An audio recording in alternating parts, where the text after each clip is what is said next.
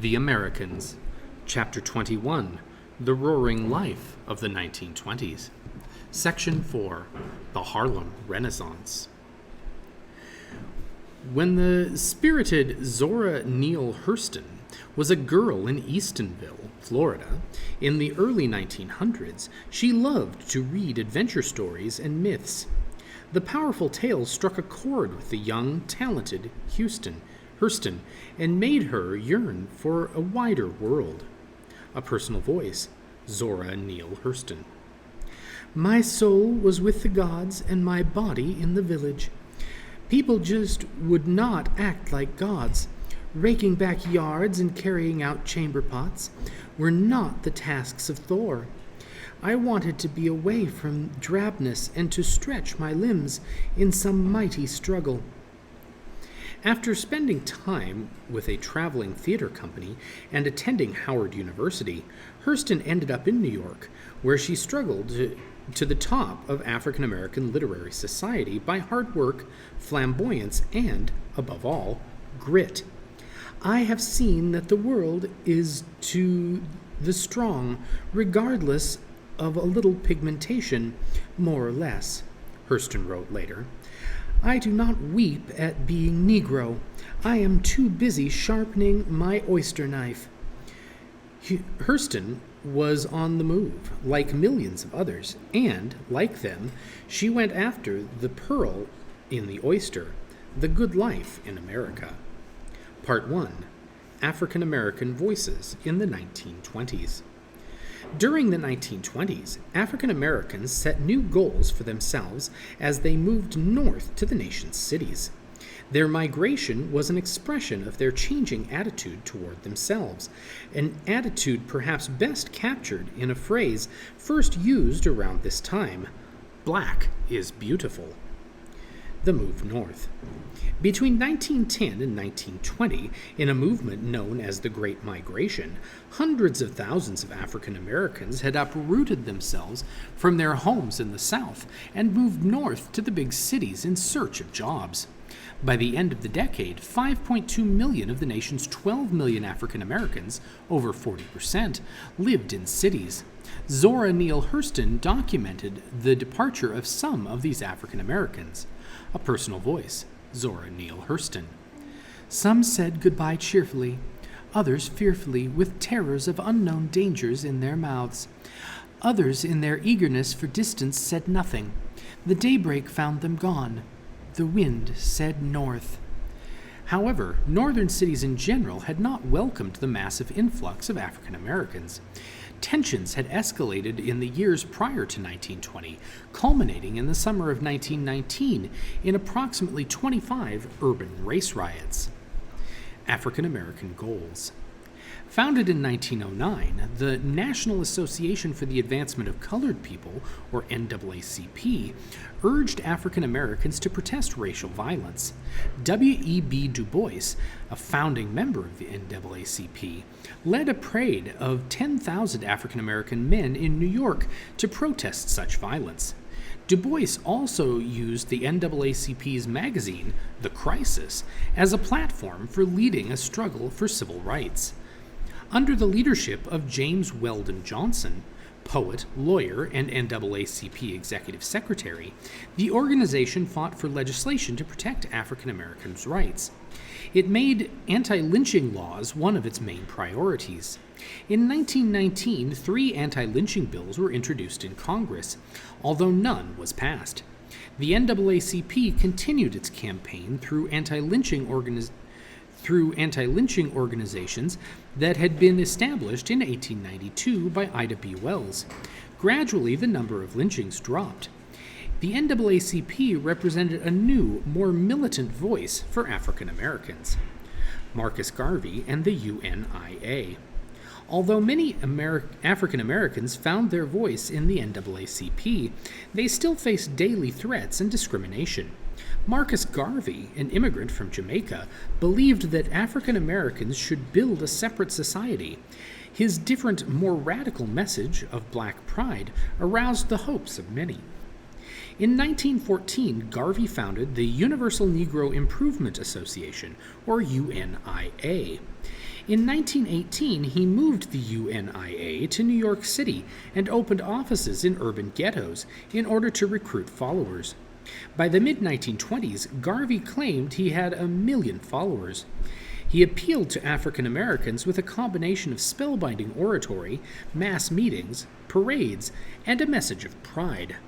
A personal voice, Marcus Garvey. In the view of the fact that the black man of Africa has contributed as much to the world as the white man of Europe, and the brown man and yellow man of Asia, we of the Universal Negro Improvement Association demand that the white, yellow, and brown races give to the black man his place in the civilized world. We ask for nothing more than the rights of 400 million Negroes. Garvey also lured followers with practical plans, especially his program to promote African American businesses. Further, Garvey encouraged his followers to return to Africa, help native people there throw off white colonial oppressors, and build a mighty nation. His idea struck a chord in many African Americans, as well as in blacks in the Caribbean and Africa. Despite the appeal of Garvey's movement, support for it declined in the mid-1920s, when he was convicted of mail fraud and jailed.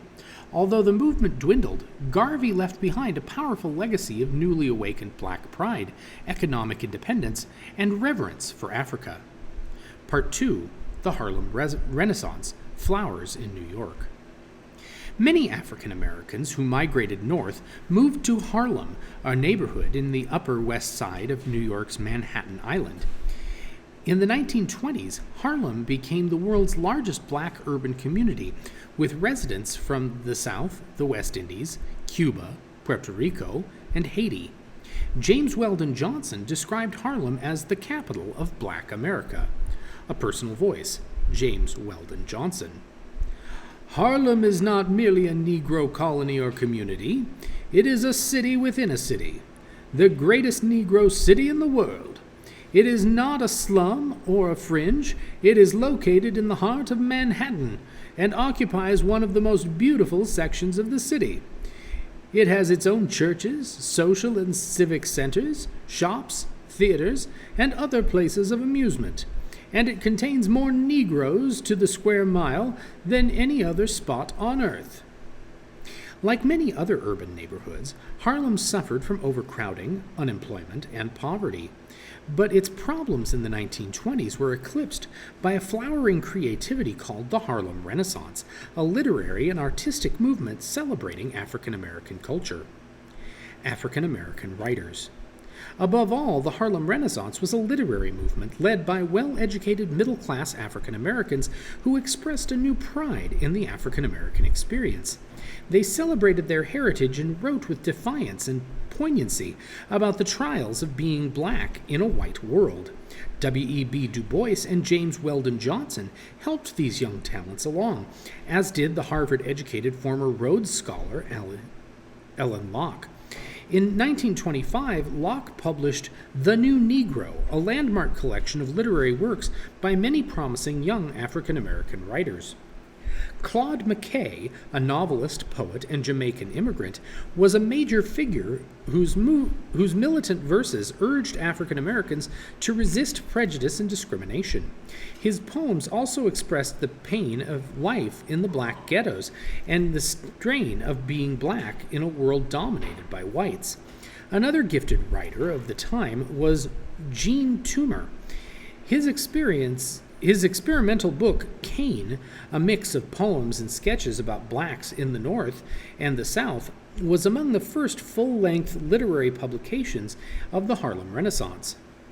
Missouri-born Langston Hughes was the movement's best-known poet. Many of Hughes' 1920s poems described the difficult lives of working-class African Americans. Some of his poems moved to the tempo of jazz and the blues. See Literature in the Jazz Age on page 664. In many of her novels and short stories, poems, and books of folklore, Zora Neale Hurston portrayed the lives of poor, unschooled Southern blacks. in her words, the greatest cultural wealth of the continent. Much of her work celebrated what she called the common person's art form, the simplest folkways and values of people who had survived slavery through their ingenuity and strength. African American performers. The spirit and talent of the Harlem Renaissance reached far beyond the world of African American writers and intellectuals. Some observers, including Langston Hughes, thought the movement was launched with Shuffle Along, a black musical comedy popular in 1921. It gave just the proper push to that Negro vogue of the 1920s, he wrote. Several songs in Shuffle Along included Love Will Find a Way, won popularity among white audiences. The show also spotlighted the talents of several black performers, including the singers Florence Mills, Josephine Baker, and Mabel Mercer. During the 1920s, African Americans in the performing arts won large followings. The tenor Roland Hayes rose to stardom as a concert singer, and the singer and actress Ethel Waters debuted on Broadway in the musical Africana. Paul Robeson, the son of a one-time slave, became a major dramatic actor. His performance in Shakespeare's Othello, first in London and later in New York City, was widely acclaimed. Subsequently, Robeson struggled with the racism he experienced in the United States and the indignities inflicted upon him because of his support for the Soviet Union and the Communist Party. He took up residence abroad, living for a time in England and the Soviet Union. African Americans in jazz. Jazz was born in the early 20th century in New Orleans, where musicians blended instrumental ragtime and vocal blues into an exuberant new sound. In 1918, Joe King Oliver and his Creole Jazz Band traveled north to Chicago, carrying jazz with them. In 1922, a young trumpet player named Louis Armstrong joined Oliver's group, which became known as the Creole Jazz Band. His talent rocketed him to stardom in the jazz world. Famous for his astounding sense of rhythm and ability to improvise, Armstrong made personal expression a key part of jazz. After 2 years in Chicago, in 1924 he joined Fletcher Henderson's band, then the most important big jazz band in New York City. Armstrong went on to become perhaps the most important and influential musician in the history of jazz. He often talked about his anticipated funeral. A personal voice, Louis Armstrong. They're going to blow over me. Cats will be coming from everywhere to play. I had a beautiful life. When I get to the pearly gates, I'll play a duet with Gabriel. We'll play Sleepy Time Down South. He wants to be remembered for his music just like I do. Jazz quickly spread to such cities as Kansas City, Memphis, and New York City, and it became the most popular music for dancing. During the 1920s, Harlem pulsed to the sounds of jazz, which lured throngs of whites to the showy, exotic nightclubs there, including the famed Cotton Club. In the late 1920s, Edward Kennedy Duke Ellington, a jazz pianist and composer, led his 10-piece orchestra at the Cotton Club. In a 1925 essay titled The Negro Spirituals, Alan Locke seemed almost to predict the career of the talented Ellington. A personal voice, Alan Locke. Up to the present, the resources of Negro music have been tentatively exploited in only one direction at a time, melodically here, rhythmically there, harmonically in a third direction. A genius that would organize its distinctive elements in a formal way would be the musical giant of his age. Through the 1920s and 30s, Ellington won renown as one of America's greatest composers, with pieces such as Mood Indigo and Sophisticated Lady. Cab Calloway, a talented drummer, saxophonist, and singer, formed another important jazz orchestra, which played at Harlem's Savoy Ballroom and the Cotton Club, alternating with Duke Ellington. Along with Louis Armstrong, Calloway popularized scat, or improvised jazz singing, using sounds instead of words. Bessie Smith, a female blues singer, was perhaps the outstanding vocalist of the decade.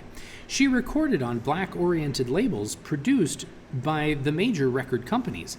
She achieved enormous popularity in 1927 and became the highest-paid black artist in the world. The Harlem Renaissance represented a portion of the great social and cultural changes that swept America in the 1920s.